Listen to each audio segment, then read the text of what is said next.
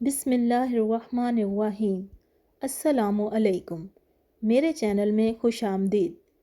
پیارے دوستو، آج میں آپ کے لیے ایک بہت ہی زیادہ دلچسپ، ناقابل یقین اور سنسنی خیز کہانی لے کر آئی ہوں۔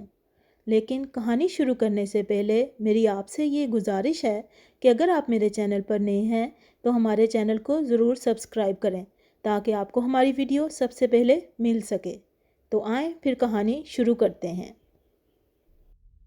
وہ خود کو وسیع و عریض حویلی کے سرسبز و شاداب لان میں کھڑا پاتی ہے۔ شدید تھکاوٹ اور پیاس کی وجہ سے اسے حویلی کے اندر جانے کے علاوہ کوئی اور چارہ نہیں۔ حویلی کا دروازہ کھولتے ہی گلاب کے پھولوں کی تر و تازہ خوشبو اس کے نتنوں سے ٹکرائی۔ دروازے میں داخل ہوتے ہی دائیں جانب گیلری میں صوفوں کے درمیان کسی کے سسکنے کی آواز آتی ہے۔ اس نے جب آگے بڑھ کر دیکھنا چاہا تو اس سے کچھ فاصلے پر کوئی شخص کھڑا کہا لگا رہا تھا اور صوفوں کے درمیان خون میں لت پت پڑے بچے کی حالت سے محظوظ ہو رہا تھا۔ اس شخص کی اس کی جانب پیٹھ تھی، اس لیے وہ اس کا چہرہ نہیں دیکھ سکی۔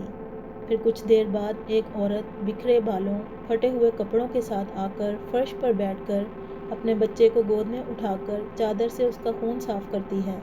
عورت کی اس کی جانب پیٹھ ہوتی ہے، اس لیے وہ بچے اور اس عورت کا چہرہ نہ دیکھ سکی۔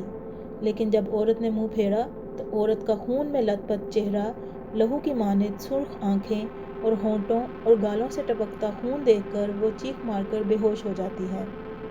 اسلام آباد کے خوبصورت ٹاؤن کے وسیع و عریض اور عالیشان بنگلوں میں اپنی خوبصورتی اور ماہر فن تعمیر کی وجہ سے الگ نظر آنے والا عظیم الشان بنگلہ، جو کہ قصر گل کے نام سے جانا جاتا تھا، اس بنگلے کے لاؤنج میں اپنی پوتی کو ہوم ورک کرواتے ہوئے ملک زارون کی آنکھوں کے سامنے چند منظر لہرائے اور ان کی آنکھوں کے کونے نم کر گئے۔ دادا ابو، کیا آپ رو رہے ہیں؟ عالیہ نے پوچھا۔ نہیں تو بیٹے، میں بھلا کیوں رونے لگا؟ اور دادا ابو پوتی کو پیار سے سونے کی ہدایت کرتے ہوئے آنکھوں کی نمی چھپاتے ہوئے کمرے میں آ کر بند ہو گئے۔ کمرے میں آتے ہی چند تصویریں نکالیں اور انہیں دیکھنے لگے۔ ماضی کے بہت سے سنہرے منظر ان کی آنکھوں کے سامنے لہرانے لگے۔ یہ ان دنوں کی بات ہے جب ملک زارون اپنی فیملی چھوڑ کر پیرس سے پاکستان آئے۔ ادھر ہی بزنس کیا اور والد کی چھوڑی ہوئی جائیداد سنبھالی۔ پیرس میں ان کی 2 بہنیں تھیں، شادی شدہ تھیں، اور والدہ بھی انہی کے پاس پیرس میں تھیں۔ جبکہ ملک زارون والد کی وفات کے بعد پیرس کو خیر آباد کہہ کر پاکستان آ بسے۔ ادھر ہی شادی کی اور ہنسی خوشی رہنے لگے۔ ملک زارون اور مسز زارون اپنی زندگی میں اس طرح مصروف ہوئے، پیچھے مڑ کر پیرس میں اپنی بیمار والدہ کا حال تک نہ پوچھ سکے۔ والدہ ملک زارون کو بلاتی رہیں، لیکن کوئی پیغام ملک زارون تک نہ پہنچ سکا اور ملک زارون کی راہ تکتے تکتے والدہ اس دار فانی سے کوچ کر گئیں اور ملک زارون کو خبر تک نہ ہو سکی۔ پھر ملک زارون کی خالہ جان پاکستان آ کر ان کے پاس رہنے لگیں، جنہیں وہ ماں کہہ کر پکارنے لگے۔ ملک زارون کے ہاں شادی کے 5 سال بعد بڑے بیٹے عبید، جبکہ عبید کی پیدائش کے 6 سال بعد چھوٹے بیٹے ملک ہادی کی پیدائش ہوئی، اور جب یہ جوان ہوئے تو ملک عبید نے والد کی خواہش پر والد کا بزنس سنبھالا، جبکہ ملک ہادی اس فیصلے سے جلتے کڑتے رہے۔ ملک عبید کی شادی کے 2 سال بعد ان کے آنگن میں چاند سے بیٹے نے آنکھ کھولی۔ یہ بھوری آنکھوں اور سرخ و سفید رنگت اور بھورے گنگریالے بالوں والا بیٹا اس گھر کا واحد چشم و چراغ تھا۔ ملک عبید نے اس کا نام محب علی رکھا۔ جیسے جیسے وہ کچھ بڑا ہوتا گیا، اس کی شرارتوں میں اضافہ ہوتا گیا۔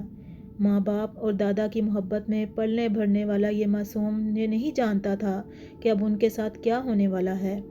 پھر ایک بھیانک حادثے نے ہنستے بستے گھر کو ویران کر دیا۔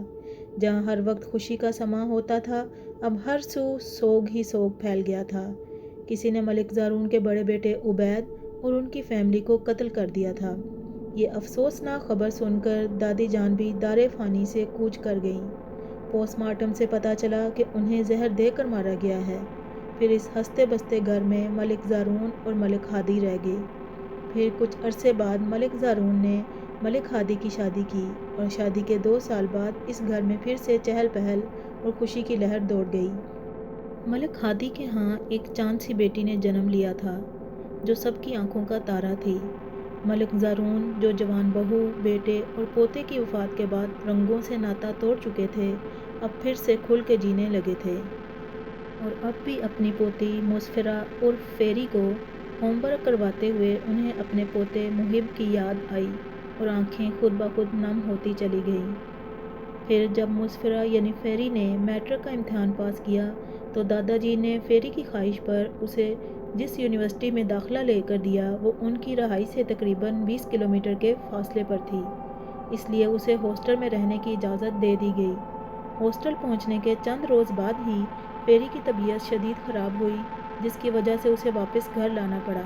گھر آتے ہی فیری کی طبیعت کچھ سنبھلی، جبکہ ہاسٹل جاتے ہی طبیعت بگڑنے لگ جاتی، جس کی وجہ سے فیری اپنی پڑھائی جاری نہ رکھ سکی۔ جب فیری 18 سال کی ہوئی تو اکثر خواب میں ڈرنے لگتی، کبھی کسی عورت کی خون میں لت پت لاش دیکھتی تو کبھی کسی بچے کی خون میں لت پت لاش دیکھتی، اور کبھی دیکھتی کہ ایک عورت خون میں لت پت ہونے کے باوجود اس کی جانب بڑھتی اور اسے مارنے لگتی۔ کچھ ماہ تک تو یہی حال رہا، پھر فیری پہ غشی طاری ہونے لگتی، چیختی رہتی اور عجیب و غریب حرکتیں کرنے لگتی، کبھی ہاتھوں اور پاؤں پر چلنے لگتی تو کبھی شیر کی طرح دھاڑنے لگتی۔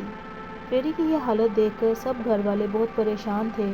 کسی نے کہا مسفرہ پر کوئی سایہ وغیرہ ہے، اسے کسی عامل بابا کے پاس لے چلیں۔ اگلے دن ہی ملک زارون اور ملک ہادی کسی عامل بابا کے پاس موجود تھے، لیکن مسفرہ پر کوئی اثر نہ ہوتا، اس کی حالت روز بروز بگڑنے لگی۔ کسی عامل بابا نے بتایا کہ کوئی بدروح اس کی جان لینا چاہتی ہے اور وہ پوری طرح اس کے جسم پر قابض ہو گئی ہے۔ پھر دم وغیرہ کروانے سے مسفرہ کی حالت کچھ دنوں کے لیے سنبھلی، پھر تو یہ ہونے لگا کہ اسے اپنے گھر میں اپنے ارد گرد وہ عورت، مرد اور بچہ دکھائی دینے لگتے۔ رات اسی وجہ سے فیری نے اپنی والدہ کے پاس سونے کی ضد کی، مگر رات اچانک ہی وہ اٹھ کر رونے اور چیخنے لگی۔ فیری بیٹا کیا ہوا؟ فیری کو چیختے ہوئے دیکھ کر ماں نے پوچھا۔ مما مما ادھر دیکھیں، فیری نے ایک طرف اشارہ کرتے ہوئے کہا۔ کیا ہے ادھر؟ مما مما وہ عورت، فیری نے اسی جانب اشارہ کرتے ہوئے پھر کہا۔ نہیں بیٹا وہاں کچھ بھی نہیں ہے، دیکھو کچھ بھی تو نہیں ہے وہاں۔ مما وہاں کچھ ہے، ارے سو جاؤ، یہ سب تمہارا وہم ہے، مما نے فیری کو لٹاتے ہوئے کہا۔ مما مما وہ میری طرف آ رہی ہے، فیری نے چیختے ہوئے کہا۔ مما وہ مجھے مار دے گی، ارے کچھ بھی نہیں ہے وہاں، تمہارا وہم ہے، مما نے حیران ہوتے ہوئے کہا۔ سب تمہارا وہم ہے، سو جاؤ، مما نے اسے تسلی دے کر سلا دیا۔ اگلی صبح فیری دادا جان کے پاس آ بیٹھی اور تایا ابا کے بارے میں دریافت کرنے لگی۔ دادا جان، تایا ابو کو کیا ہوا تھا؟ انہیں کس نے مارا تھا؟ فیری نے دادا جان سے دریافت کیا۔ فیری کے منہ سے تایا جان کے بارے میں سن کر دادا ابو کی آنکھوں کے گوشے نم ہونے لگے، اور دادا ابو نے فیری کو الف سے لے کر یہ تک تمام کہانی سنا دی کہ تایا جان کا قتل ہوا تھا، انہیں کسی نے زہر دے کر مار دیا۔ دادا جان، میں تایا جان اور ان کے قاتل کو جانتی ہوں۔ قاتل؟ قاتل ہمارے گھر میں موجود ہے، فیری نے گرجدار لہجے میں کہا۔ سچ؟ کیا لیکن تمہیں کیسے پتا؟ کیونکہ میں سارہ ہوں۔ ابا جان، فیری کی شکل یکایک بدلنے لگی اور دادا جان کے سامنے سارہ بیٹھی تھی۔ سارہ کو دیکھتے ہی دادا جان چیخ مار کر رو پڑے، جبکہ سارہ کی شکل بدلنے لگی اور پھر ان کے سامنے فیری بیٹھی تھی۔ جیسے ہی سارہ کی روح فیری کے جسم سے نکلی، فیری بے ہوش ہو گئی، اس کے منہ اور ناک سے خون جاری ہو گیا۔ دادا جان کی چیخ سن کر فیری کے بابا جان دوڑتے ہوئے آئے اور فیری کی یہ حالت دیکھ کر جلدی سے گاڑی نکالی اور اسپتال کی طرف روانہ ہوئے۔ بابا جان، فیری نے نیم غنودگی کی حالت میں پکارا۔ ہاں بولو بیٹا، فیری کیا بات ہے؟ فیری کے منہ سے مسلسل خون بہہ رہا تھا، رنگ بھی لٹھے کی مانند سفید پڑ گیا تھا، یوں لگ رہا تھا جیسے سارے جسم سے کسی نے خون چوس لیا ہو اور جسم پر کپکپاہٹ طاری تھی۔ نہیں بابا جان، فیری کو کچھ نہیں ہوگا، وہ ٹھیک ہو جائے گی، ملک ہادی نے ملک زارون کی بات کاٹتے ہوئے کہا، اور فیری اچانک سے اٹھی اور ملک ہادی کا گریباں تھام کر بولی، جیسے تم نے میری بیٹے کو موت کے گھاٹ اتار دیا، ایسے ہی میں تمہاری بیٹی کو۔ نہیں نہیں پلیز سارہ، فیری کو کچھ نہ کہنا، دادا جان نے فیری کی طرف دیکھتے ہوئے کہا۔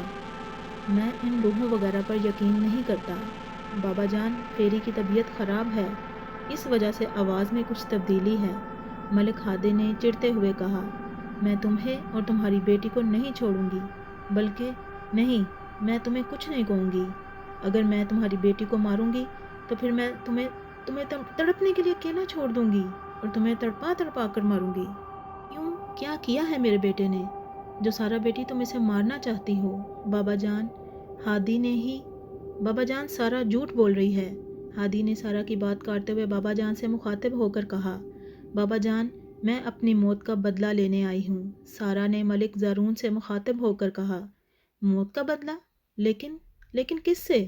ملک زارون نے روتے ہوئے کہا، بابا جان، آپ یہ جاننا چاہتے ہیں کہ آپ کے بیٹے، بہو اور پوتے کا قاتل کون ہے؟ سارا نے بابا جان سے کہا، ہاں بیٹا، بولو، بتاؤ کون ہے جس نے ہماری ہستی بستی زندگی برباد کی؟ بابا جان، قاتل آپ کے سامنے موجود ہے، سارا نے گرجدار آواز میں کہا۔ سامنے؟ مگر کون؟ بابا جان نے ناسمجھی میں ادھر ادھر دیکھتے ہوئے کہا، ملک ہادی، آپ کا لاڈلا بیٹا، آپ کے خاندان کا دشمن، جس نے جائیداد کی وجہ سے اپنے بڑے بھائی اور اس کے وارث کو مٹا دیا۔ سارا کی آواز میں نمی دوڑ آئی۔ ملک زارون گنگ رہ گئے۔ وہ سوچ بھی نہیں سکتے تھے کہ ایک بھائی اس حد تک گر جائے گا کہ دوسرے بھائی اور اس کے خاندان کو قتل کر دے گا۔ بابا جان، مجھے جائیداد چاہیے تھی، جو ظاہری بات ہے کہ بھائی کی موجودگی میں وہ مجھے نہیں مل سکتی تھی، اور اب دیکھیں، آپ کی زمین جائیداد کا میں اکیلا وارث ہوں۔ ہادی نے نہایت ڈٹائی سے باپ کو دیکھتے ہوئے کہا۔ پسینے کے قطرے اس کے چہرے کو بھگو رہے تھے۔ یہ جائیداد تمہیں مبارک ہو۔ میں اپنے بیٹے کی موت کا بدلہ لوں گی۔ جیسے تم نے میرے بیٹے کو مارا، اب میں ویسے ہی تمہاری بیٹی کو۔ نہیں، پلیز میری بیٹی کو کچھ مت کہنا، ملک ہادی نے سارا کی بات کاٹتے ہوئے کہا۔ ملک ہادی رو رہے تھے، سارا کی منت کر رہے تھے، لیکن فیری نے آخری سانس لی اور آنکھیں موند لی۔ فیری، اٹھو، فیری بیٹا۔ ملک ہادی زاروں کی طرح رو رہے تھے، جبکہ دادا جان کو اٹیک ہوا اور وہ اس دنیا سے رخصت ہو گئے، اور اس گھر میں ایک ساتھ 2 جنازے اٹھے۔ ابھی فیری کو اس دنیا سے گئے 2-3 دن ہی ہوئے تھے کہ فیری کی ماما بیگم رات کو سوئی اور صبح اٹھ ہی نہ سکی۔ اب صرف ساری زمین و جائیداد کا اکیلا وارث ملک ہادی زندہ ہے۔ میں ہوں اس ساری زمین و جائیداد کا اکیلا وارث جس نے سب کو مار دیا۔ میں ہوں وہ بدقسمت جس نے اپنے ہاتھوں سے اپنے ہنستے بستے گھر کو اجاڑ دیا۔ یہ کہہ کر ملک ہادی زاروں کی طرح رو دیے، اور اب رونے کے سوا بچا ہی کیا تھا۔